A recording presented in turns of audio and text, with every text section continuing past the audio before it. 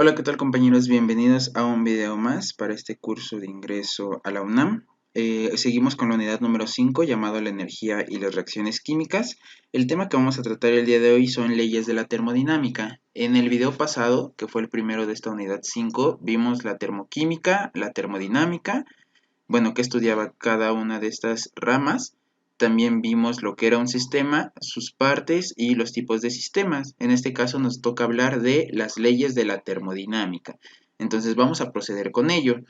La primera ley de la que vamos a hablar es la ley cero de la termodinámica. Y esta ley cero de la termodinámica nos va a hablar de un equilibrio térmico. Por favor, por ahí en teoría subrayen esto, que va a hablar del equilibrio térmico. Y la ley cero de la termodinámica se establece lo siguiente. Si dos cuerpos se encuentran en equilibrio térmico con un tercero, están en equilibrio térmico entre sí. ¿Esto qué quiere decir? Si yo tengo dos cuerpos a diferentes temperaturas y los pongo en contacto, pues después de cierto tiempo, por esa diferencia de temperaturas, van a alcanzar un equilibrio. ¿Qué quiere decir eso? Que van a tener la misma temperatura los dos entre sí. Y si después, ya una vez que esos dos cuerpos alcanzan el equilibrio y entra en contacto otro tercer cuerpo, obviamente con una diferente temperatura, pues después de cierto tiempo va a ocurrir que con los dos cuerpos anteriores van a alcanzar un equilibrio entre sí los tres. Eso es lo que me establece la ley cero de la termodinámica, y aquí tenemos una imagen. Aquí tenemos dos cuerpos, el cuerpo A y el cuerpo C. Van a tener dos diferentes temperaturas, y después de cierto tiempo de entrar en contacto, la temperatura del cuerpo A va a ser igual a la temperatura del cuerpo C, pero entra en contacto el tercer cuerpo, que sería el cuerpo B, y este cuerpo B tiene una temperatura diferente a la que están en equilibrio el cuerpo A y el cuerpo C. Entonces sucede lo mismo, este cuerpo entra en contacto con el equilibrio que hay entre estos dos, y después de cierto tiempo el cuerpo C y el cuerpo B tienen la misma temperatura. Es decir, al momento de que entre en contacto el cuerpo B con el cuerpo A y el cuerpo C, que están en equilibrio térmico, lo que va a suceder es que después de cierto tiempo los tres van a estar en equilibrio térmico. Es decir, que la temperatura del cuerpo A va a ser igual a la temperatura del cuerpo C, y la temperatura del cuerpo B va a ser igual a la de C y a su vez a la de A. Es decir, están los tres a la misma temperatura o están en un equilibrio térmico. Eso es lo que me establece la ley cero de la termodinámica. Si dos cuerpos se encuentran en equilibrio térmico con un tercero, están en equilibrio térmico entre sí. Siguiente ley de la termodinámica va a ser la primera ley de la termodinámica. Esta primera ley de la termodinámica también la conocemos como la conservación de la energía. Por favor, subrayen de qué nos va a hablar esta primera ley de la termodinámica.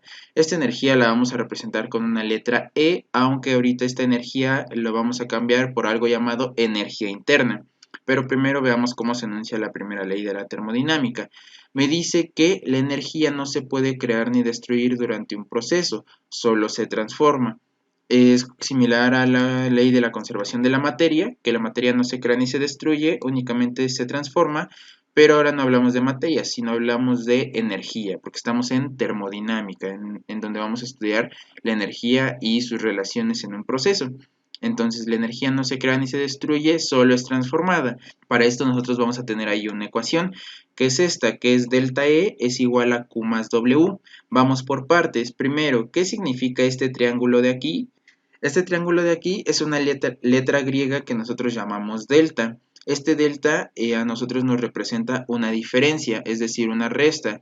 Aquí quiere decir es una diferencia de energías, o me va a representar a la energía. Y esta diferencia de energía se logra por la suma de Q, que es el calor, y W, que es el trabajo. Entonces la energía la podemos definir como la suma del calor y el trabajo que hay en un sistema. Estos son diferentes maneras de manifestar la energía, el calor y el trabajo, y también las podemos asociar como con la energía cinética y la energía potencial, es decir, con el movimiento dinámico que hay en un sistema. Esta letra E o esta energía la vamos ahora a cambiar. Vamos a reescribir esta nueva ecuación llamándolo ya no solo energía, sino energía interna. Entonces, quitamos esta letra E y colocamos esta letra U. Esta letra U la vamos a conocer como energía interna. ¿sale? Es por eso nosotros cuando colocamos aquí delta U estamos hablando de la energía interna, ya no solamente de la energía, sino de lo que nos va a hablar es de la energía interna, que es el calor más el trabajo. Vamos a definir esto, qué es la energía interna para que se comprenda un poco mejor esto del calor y el trabajo y su relación con la primera ley de la termodinámica. Entonces vamos a ver lo siguiente. Me dice que la energía interna es la suma de todas las energías cinéticas y potenciales de todas sus partes componentes, es decir, de la estructura interna de la materia, como lo son los átomos, los iones, las moléculas, etc. Entonces, por favor, subrayamos qué es la energía interna, que es la suma de todas las energías cinéticas y potenciales de todas sus partes componentes, ¿sale? Por eso nosotros anteriormente mencionábamos al calor y al trabajo dentro de la ecuación de la energía interna. Ahora, me dice lo siguiente, que un sistema puede intercambiar energía con su entorno, ya sea en forma de calor o en forma de trabajo. Recuerden que el calor lo representamos con la letra Q y el trabajo con la letra W. Entonces vamos a ver 4 puntos para cuando existe este intercambio de energía, ya sea en forma de calor o de trabajo en un sistema. El primer punto me dice, cuando se le suministra calor al sistema o si el sistema realiza trabajo, la energía interna aumenta. Es decir, que el calor, el trabajo y la energía interna tendrán valores positivos. En este caso, como estamos hablando únicamente de la energía interna, lo que me interesa es eso, la energía interna. Y va a tener valores positivos porque estamos diciendo que se le suministra calor al sistema o el sistema realiza un trabajo. Cuando sucede eso, el valor de la energía interna va a ser con valores positivos o mayores a cero. Y a su vez, el calor, el trabajo tienen estos mismos valores o esta misma magnitud, valores positivos o mayores a cero. Ese es el primer punto. El segundo punto me dice, cuando cede calor el sistema o si sobre el sistema se realiza trabajo, la energía interna disminuye, es decir, el calor, el trabajo y la energía interna tendrán valores negativos. Ahora todo lo contrario. Ojo, no es lo mismo que el sistema realice un trabajo a que sobre el sistema se realice un trabajo, son dos cosas diferentes. Entonces, cuando el sistema realiza un trabajo, el valor de la energía interna va a ser positivo, y si sobre el sistema se realiza un trabajo, el valor de la energía interna va a ser negativo o menores a cero, que es lo que me indica aquí. Entonces, eso es relacionado con la energía interna. Ahora vamos a hablar de otra cosa relacionado con procesos endotérmicos y exotérmicos, que es un poco redundante a lo que vimos al final del video pasado.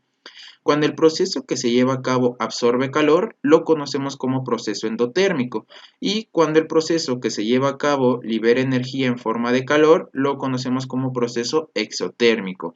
Ahora nuevamente tenemos esta magnitud acá, el delta H, que es la entalpía. Vamos a definir qué es esta entalpía para poder interpretar bien este dato de aquí, que si es en proceso endotérmico, el valor de la entalpía es mayor a cero, y si es un proceso exotérmico es menor a cero. Vamos a ver qué es la entalpía. Entonces tenemos ahí la entalpía y me dice que es una magnitud extensiva para medir el calor emitido o absorbido por un sistema a presión constante. Esto es a presión atmosférica, y si es una magnitud extensiva depende de la cantidad de materia presente.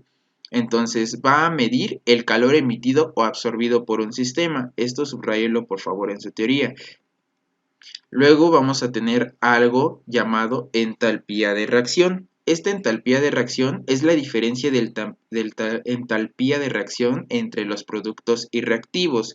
Esta entalpía de reacción me va a permitir conocer si una reacción al momento de que se lleva a cabo es endotérmica o es exotérmica. Es decir, si necesita calor o absorbe calor para que se lleve a cabo, o si libera o desprende calor cuando se lleva a cabo. Para esto tenemos una fórmula, que es la que ustedes tienen en su teoría, nada más que aquí en su teoría faltó colocarle una cosa, que es lo siguiente. Aquí tenemos el valor de la entalpía de reacción, que lo vamos a conocer como delta H, con el símbolo de grados, y la R abajo, que significa entalpía de reacción. Y me dice que la entalpía de reacción, este símbolo de acá significa suma, que es la suma de todos los moles de productos multiplicado por el valor de la entalpía de productos. Es decir, yo voy a tener una reacción y mi producto va a tener, tanto reactivo como producto va a tener un valor de entalpía. Ese valor de entalpía se va a tener que ver multiplicado por un número de moles. Este número de moles lo vamos a sacar de los coeficientes estequiométricos que balanceen nuestra reacción. Entonces multiplicamos el valor de la entalpía de todos los productos por sus respectivos coeficientes estequiométricos, es decir, por su respectiva cantidad de moles. Eso lo hacemos con productos, hacemos la suma de todos los productos y hacemos lo mismo con la suma de reactivos, ¿sale? Y nada más restamos la suma de todas las entalpías de productos menos la suma de todas las entalpías de reactivos, ¿sale? Vamos a hacer un ejercicio al final del video con esta fórmula, por favor recuérdenla.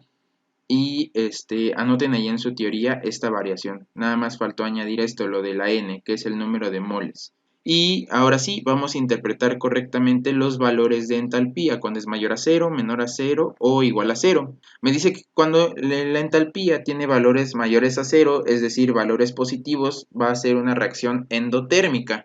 Entonces, cuando tenemos valores positivos, quiere decir que es una reacción endotérmica y además quiere decir que absorbe calor o necesita calor para que esta reacción se lleve a cabo. Cuando es eso lo llamamos reacción endotérmica. Y cuando tiene valores menores a 0 es una reacción exotérmica, es decir, libera o produce calor cuando se lleva a cabo la reacción, caso contrario a la reacción endotérmica, ¿vale? Y cuando el valor de la entalpía es igual a 0, no hay una transferencia de calor, que esto último generalmente no llega a pasar, no es algo que nosotros veamos muy comúnmente, porque siempre hay una transferencia de calor, ¿sale? Este es algo más como ideal o imaginario, ¿sale? Pero siempre hay un intercambio de calor, ya sea un calor absorbido o un calor emitido. Con eso nosotros interpretamos si una reacción es endotérmica o exotérmica. Vamos a seguir viendo la siguiente ley de la termodinámica, que es la segunda ley de la termodinámica. Y esta nos va a hablar de la espontaneidad y de la entropía. Subrayen de qué nos va a hablar, por favor. Y la segunda ley establece que el calor pasa espontáneamente de un cuerpo de alta temperatura a otro de menor temperatura, pero no a la inversa. ¿Qué quiere decir esto? Que cuando hay un intercambio de energía o de calor, hay uno de mayor temperatura a uno de menor temperatura, pero no a la inversa. ¿Qué quiere decir esto? Que un cuerpo caliente le puede ceder calor a un cuerpo de menor temperatura, pero no un cuerpo de menor temperatura le va a ceder calor a un cuerpo de mayor temperatura que este. Y esto va de la mano pues con las reacciones endotérmicas y exotérmicas. Y para ello vamos a hablar primero de algo llamado entropía. Y bueno, primero me dice, para predecir la espontaneidad de una reacción es necesario conocer la energía libre de Gibbs, pero primero necesitamos conocer la entropía. Aquí tenemos nuevamente la letra griega, que es delta, y para la energía libre de Gibbs la vamos a representar como delta G, y para la entropía lo vamos a representar como delta S. Entonces, como les mencionaba antes de leer esto, vamos a ver qué es la entropía. Entonces tenemos entropía y energía libre de Gibbs. Me dice que la entropía mide el grado de desorden de las moléculas de un sistema. Subrayen por favor qué es la entropía. En este caso, o para fines del examen, es lo único que necesitamos saber de la entropía. Existen cálculos matemáticos para calcular esta entropía, pero no nos interesan en este momento, simplemente la definición. ¿Y esto para qué? Para poderlo relacionar con esto, con la energía libre de Gibbs. Me dice que la energía libre de Gibbs es una función de estado que determina si un proceso ocurre espontáneamente o no. ¿Y qué quiere decir espontáneamente o no? Que si un proceso es estable o es inestable. Entonces vamos a ver lo siguiente, la fórmula en donde contribuyen la entalpía y la entropía y también que me permite conocer la energía libre de Gibbs es la siguiente. Me dice que la energía libre de Gibbs se va a conocer gracias a la resta del valor de la entalpía y el producto de la temperatura y la entropía, ¿sale? Esta es la fórmula, ¿sale? Esta fórmula, por favor, subrayenla, apréndansela de memoria porque hay una pregunta en el examen que dice, identifica cuál es la expresión que me permite calcular la energía libre de Gibbs. Y la fórmula que me permite calcular la energía libre de Gibbs es la siguiente. La energía libre de Gibbs es igual a la entalpía menos el producto de la temperatura y la entropía, ¿sale? Otra manera de aprenderse esta fórmula es la siguiente. De una manera muy burda, yo cuando iba en la preparatoria decía que esta letra griega, este delta o este triángulo, parecía una A. Y yo decía que esta fórmula de la energía libre de Gibbs era una fórmula que se leía que decía a gatas, pero que era un a gatas negativo por la resta que hay aquí. Entonces otra manera de aprendérsela, o que yo les digo a mis alumnos, es que se la pueden aprender como la fórmula de a gatas, pero es un a gatas negativo. Y ahora sí, interpretamos según los valores de la energía libre de Gibbs. Me dice que cuando la energía libre de Gibbs tiene valores mayores a cero o valores positivos, es un proceso no espontáneo, es decir, es reversible y es estable un proceso. Pero ¿qué pasa cuando la energía libre de Gibbs tiene valores menores a cero o negativo? Decimos que es un proceso espontáneo, irreversible e inestable. ¿Ok? Esto es la entropía y la energía libre de Gibbs. Y les repito, fórmula para la energía libre de Gibbs es una gatas negativo. Luego tenemos el ejercicio de la entalpía de reacción que les dije que íbamos a ver, ¿sale? Para esto de entalpía de reacción, siempre les tienen que dar un valor llamado entalpía de formación, ¿sale? Esta entalpía de formación o de reacción, que sigue siendo exactamente lo mismo, va variando dependiendo cada compuesto y el estado de agregación en el cual se encuentre. A ustedes siempre les tienen que dar esos datos. ¿Por qué? Porque si no les dieran esos datos se tendrían que sacar de tablas que se encuentran en libros. Esos datos están establecidos y son universales, es decir, son los mismos aquí y en la otra parte del mundo. Entonces, para ello vamos a atacar un problema con estas características. Y me dice lo siguiente: determina el calor de reacción indicando si se trata de un proceso endotérmico o exotérmico. Y nos dan una reacción. Y me dice lo siguiente: va a ser una reacción entre el ácido sulfúrico y el hidróxido de sodio para que me produzca sulfato de sodio y agua. ¿Sale? Y a su vez también me están dando los valores de entalpía de reacción o de formación para cada producto, que son los siguientes. Bueno, para cada producto y para cada reactivo. Aquí está el ácido sulfúrico en estado acuoso. Este ACS estado acuoso quiere decir que está en solución, está disuelto en agua. El hidróxido de sodio acuoso, el sulfato de sodio acuoso y el agua líquida, ¿ok? Y aquí no nos dan las unidades, pero aquí las vamos a colocar. Las unidades de estos son kilocalorías sobre mol, ¿sale? Son algunas de las unidades que puede tener. Puede ser kilocalorías, kilojoules, joules, calorías, etc. Entonces, ¿qué es lo que tenemos que hacer en un ejercicio de estos? Primero, identificar estas entalpías de reacción y deben de ser cuidadosos con los estados de agregación. En este caso no nos complicamos la existencia porque tenemos únicamente 4 compuestos que son los que tenemos aquí en la reacción, ¿sale? Simplemente es identificar cada uno de ellos. Ahora, otro paso que nosotros tenemos que tomar en cuenta para estos ejercicios es que mi reacción debe de estar balanceada. Nosotros ya sabemos balancear ecuaciones, entonces no nos metemos en tanto rollo con el balanceo de detalles, simplemente decimos que los coeficientes estequiométricos para balancear la reacción van a ser estos de aquí, un 2 en el hidróxido de sodio y un 2 en el agua. Si quieren pausen el video y chequen el balanceo, ¿sale? Y debe de estar exactamente balanceada en ambos lados. Ahora, antes de colocar los coeficientes estequiométricos, nos dan esta fórmula, que era la fórmula de la entalpía de reacción o la entalpía de formación. Lo coloco con color azul y con color amarillo para poder separar lo que son los productos y los reactivos, ¿sale? Aquí vamos a colocar ahorita una nueva tablita, una nueva columna. Esta columna, ¿qué me va a representar? Bueno, sabemos que tenemos el valor de la entalpía y tenemos nuestra reacción y nuestra reacción ya la tenemos balanceada. ¿Qué es lo que tenemos que hacer? Nos fijamos en la fórmula y aquí me dice que tengo que multiplicar el número de moles por la entalpía ya sea de productos y de reactivos. Entonces, ¿qué es lo que tengo que hacer? Tengo que multiplicar estos valores que son la entalpía de reacción por el número de moles que están presentes en la reacción, es decir, por los coeficientes estequiométricos que tiene cada compuesto en el balanceo de la reacción. Es decir, aquí yo estoy diciendo que tengo 1 mol de ácido sulfúrico, aquí estoy diciendo que tengo 2 moles de hidróxido de sodio, 1 mol de sulfato de sodio y 2 moles de agua. Entonces, como ya conozco los moles que tengo presentes por cada compuesto, estos valores de entalpía de reacción los voy a multiplicar por la cantidad de moles que yo tengo aquí en la reacción. ¿Y esto qué quiere decir? Este valor lo voy a multiplicar por 1, este valor lo voy a multiplicar por 2, este valor lo voy a multiplicar por 1 y este valor lo voy a multiplicar por 2, por sus coeficientes. Entonces ese es el valor o los valores que yo voy a colocar en esta columna de acá.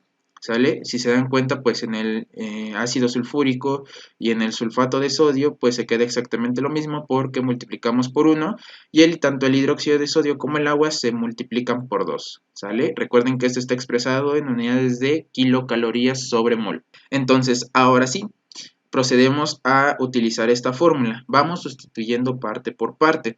Me dice allí la suma de todos los valores de la multiplicación del número de moles de productos por su entalpía de los productos. Entonces, identifico que el sulfato y el agua son los productos, entonces el sulfato, el valor ya multiplicado, que son menos 330.90 kilocalorías, le sumo los menos 136.64 kilocalorías sobre mol que corresponden al agua, ¿sale? Esto es lo que corresponde a productos. Y hago lo mismo con reactivos, es decir, con las kilocalorías que hay del ácido sulfúrico y con las kilocalorías que hay del hidróxido de sodio, que son las que yo tengo aquí. Si quieren, tómense su tiempo para checar que estos datos sean los mismos que yo tengo acá abajo, ¿sale? Entonces, ¿qué es lo que hacemos? Vamos por partes. Voy a eliminar o voy a hacer primero esta suma de aquí y esta suma de acá, ¿vale? Entonces, a menos 330.90 le sumo menos 136.64 y me da menos 467.54 kilocalorías sobre mol. Es decir, esto es el valor de la entalpía de formación de todos los productos. Y hago igual la suma de menos 194.55, le sumo menos 203.98 kilocalorías y me da un valor total de menos 398.53 kilocalorías sobre mol. Esto es únicamente para reactivos. Entonces, ¿qué es lo que voy a hacer aquí? Nada más voy a simplificar un poco la ecuación. Aquí voy a eliminar este paréntesis y estos corchetes. ¿Por qué? Porque aquí tengo un signo menos que se va a ver afectado por este menos de acá. Entonces, menos por menos se convierte en más, ¿cierto? Y ya elimino estos paréntesis y estos corchetes de aquí. Ahora sí, hago esta suma. A menos 467.54 kilocalorías sobre mol le voy a sumar 398.53 kilocalorías sobre mol y con eso llego al valor de la entalpía de reacción y con eso identifico si es un proceso endotérmico o exotérmico. Entonces hago esta suma y el valor es este. El valor de la entalpía de reacción para esta ecuación de acá es de menos 69.1 kilocalorías sobre mol. ¿Qué quiere decir esto? Al momento en el que esta entalpía tiene un valor negativo, nosotros decimos que es una reacción exotérmica. ¿Y esto qué quiere decir? Que cuando se lleva a cabo esta reacción está liberando energía. Por eso decimos que es una reacción exotérmica. Y aquí tenemos cuánta energía se libera. Menos 69.01 kilocalorías sobre mol. Así es como nosotros determinamos la entalpía de una reacción y así es como nosotros determinamos si una reacción es endotérmica o exotérmica, ¿sale? Posteriormente haremos más ejercicios de este tema para que quede un poco más claro, pero este es el procedimiento que tenemos que hacer. Nuevamente, recapitulamos. Nos van a dar nuestra fórmula o nuestra ecuación química, nos van a dar los valores de entalpía. La ecuación química debe de estar balanceada y ocupamos el valor, no el valor, sino la fórmula de entalpía de reacción. Identificamos productos y reactivos. Ya una vez que balanceamos, multiplicamos el valor de la entalpía por sus correspondientes coeficientes estequiométricos y nada más sumamos todos los valores de entalpía de productos más todos los valores de entalpía de reactivos y llegamos a la entalpía de reacción. Y si la entalpía tiene un valor negativo es una reacción exotérmica y si la entalpía tiene un valor positivo es endotérmica, ¿sale? Esto es lo que corresponde a entalpía de reacción y leyes de la termodinámica.